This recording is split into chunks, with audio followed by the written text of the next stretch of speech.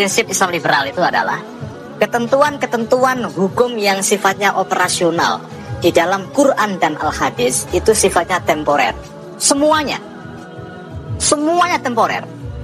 Kalau masih sesuai kita jalankan, kalau enggak kita buang, nggak apa-apa. Yang penting semangatnya oke. Assalamualaikum warahmatullahi wabarakatuh, sahabat Aswaja.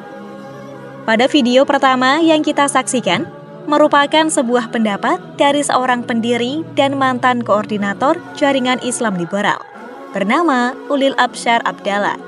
Beliau berasal dari keluarga Nahdlatul Ulama. Ayahnya Abdullah Rifai dari pesantren Mansajul Ulum Pati. Sedangkan mertuanya Kiai Haji Mustafa Bisri, kiai dari pesantren Raudlatul Talibin Rembang yang cukup terkenal di kalangan warga Nahdliyin. Pendapat seperti Ulil tadi mungkin kini banyak kita dapati, seperti baru-baru ini ketika pegiat media sosial Ade Armando menuai kontroversi usai pernyataannya soal menghafal Al-Quran di era digital menjadi viral.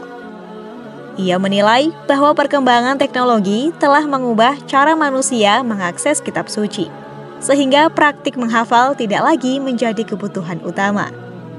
Jadi ada banyak sekali contoh yang bisa digunakan untuk mengatakan di dalam Al-Quran ada banyak sekali contoh yang sebaiknya tidak diterapkan saat ini.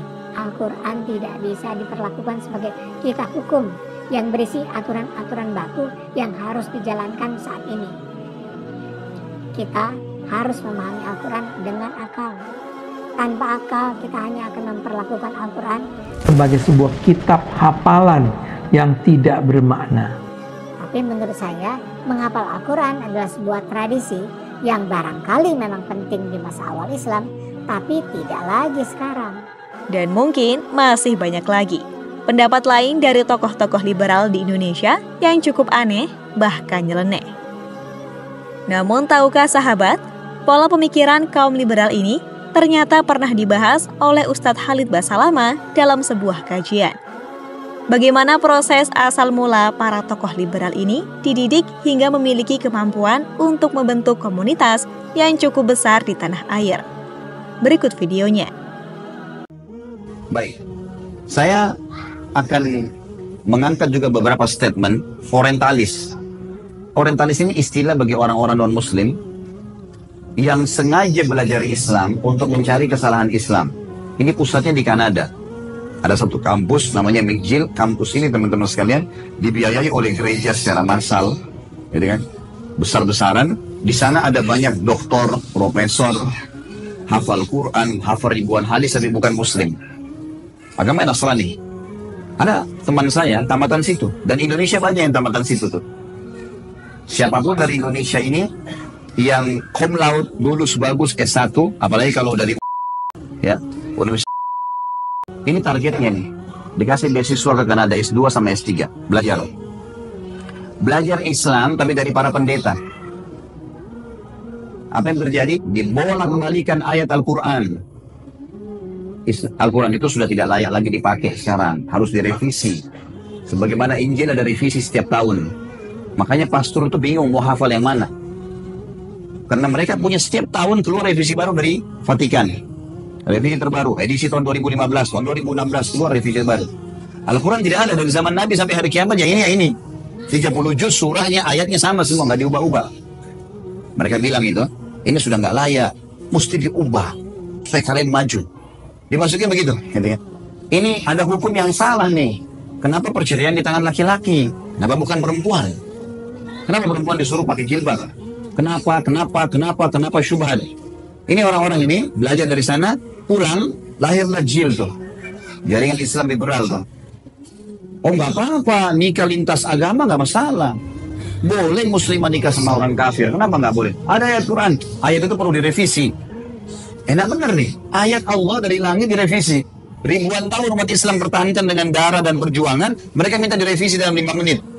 Ini orang nggak masuk akal semuanya, gitu kan? Semua agama benar, bisa masuk surga semuanya. Enak benar. Saya pernah berdialog dengan satu orang, doktor dari gitu kan? Habis khutbah Jumat, dia khutbah Jumat bahas tentang Al-Baqarah 120. A'udzubillahi minasyaitonir wa lan tarda ankal yahudu wa lan nasara hatta tattabi'a millatahum. Kalian Allah mengatakan tidak akan pernah Yahudi Nasrani ya ridho sampai kalian mengikuti agama mereka. Agama kamu, hai Muhammad, dan pengikutmu akan terus dikejar oleh Yahudi dan Nasrani sampai kalian mengikuti agama mereka. Dicari 1001 celah supaya kalian meninggalkan agama kalian. Pertama dijelaskan Yahudi itu siapa, Nasrani itu siapa, masih oke lah. Tapi di tengah-tengah khutbahnya dia bilang, tapi kita tidak boleh mengaku masuk surga sendiri. Karena siapa saja berbuat baik bisa masuk surga. Wah, ini luar biasa kalimat ini nih. Dia turun dari mimbar habis khutbah Jumat, saya datangin. Assalamualaikum warahmatullahi wabarakatuh, saya salaman. Saya bilang, akhi, saudaraku, tadi antum andainya membahasakan di atas mimbar, gitu ya, kalau semua agama itu sama, semua orang bisa masuk surga, agama apa saja. Maka dia pertama, orang-orang jin ini yang paling pertama dijual sama dia adalah titel, gitu kan. Anda ini siapa? Titelnya apa? Pertanyaan begitu sama saya. Saya bilang, saya Khalid bersama, nggak usah tanya titel, saya nggak jauh dari Anda kok. Nah, waktu itu saya lagi disertasi S3, gitu kan. Saya bilang bukan masalah jual titel di sini. Saya mau tanya pendapat Anda pribadi. Anda seorang dokter dalam Islam kan? Ngajar di itu di Makassar masih ngajar di ini ya. Iya. Baik. Anda pasti tahu lah. Tidak usah datangkan untuk saya rujukan. Saya tidak butuh referensi. Nggak usah sebutin dari kitab ini, dari mungkin nggak usah. Anda pribadi sudah dokter dalam Islam pasti tahu bahasa Arab. Kalau enggak maka makin sulit untuk dikatakan dokter gitu kan. Pasti ngerti bahasa Arab. Bagaimana pendapat Anda pribadi? Tidak usah datangkan buku apapun, tidak usah buku tafsir, tidak usah pendapat ulama Anda pribadi. Firman Allah dalam surah Bayyinah. Anak-anak TPA Muslim hafal tuh. A'udzubillahi minasyaitonir rajim. Innal ladzina kafaru min ahlil kitabi wal musyrikina. Lanjutannya apa? Gak ada yang hafal. Wajar kita kalah. Innal ladzina kafaru min ahlil kitabi wal musyrikina fi nari jahannam khalidina fiha.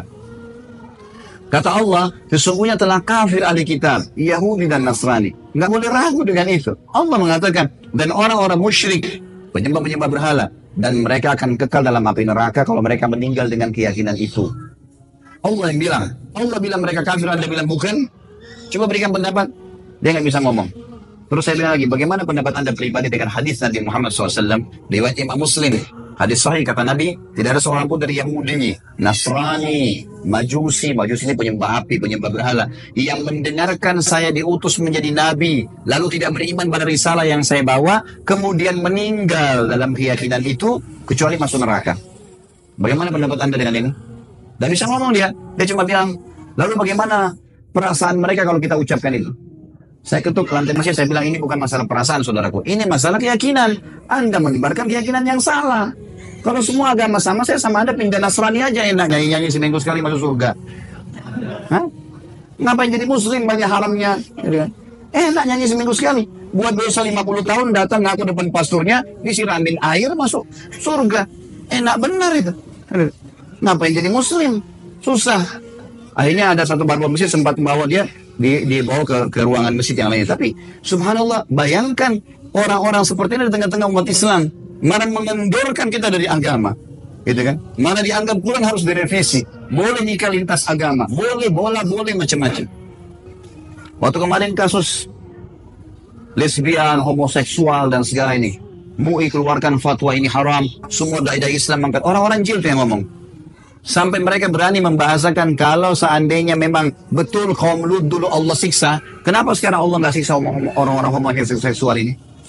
Maka saya jawab teman-teman sekalian, jawaban saya adalah ini kebodohan dari lisan mereka. Masa menunggu Allah azab dulu baru berubah? Hah? Itu kan nantang Allah berarti. Kalau Allah turunkan, kalau kamu mau diadab silahkan, gitu kan? Jangan bawa kami nggak mau diadab sama Allah. Karena kalau datang azabnya Allah ini bahaya, gitu kan? Dan kaum Lut itu satu negeri semua homoseksual. Karena udah parah sekali. Justru bukti cintanya Allah sama manusia masih dikasih kesempatan taubat dulu. Ini kok malah nantang. Buktinya kenapa Allah nggak hukum? Kan itu. Ini bahaya sekali. Nah ini generasi-generasi yang lahir dari kampus-kampus yang sengaja dibentuk oleh mereka untuk itu. Ini fakta sejarah. Itulah informasi mengenai sudut pandang kaum liberal yang cukup diwaspadai oleh generasi muda muslim yang masih dalam proses memahami Islam.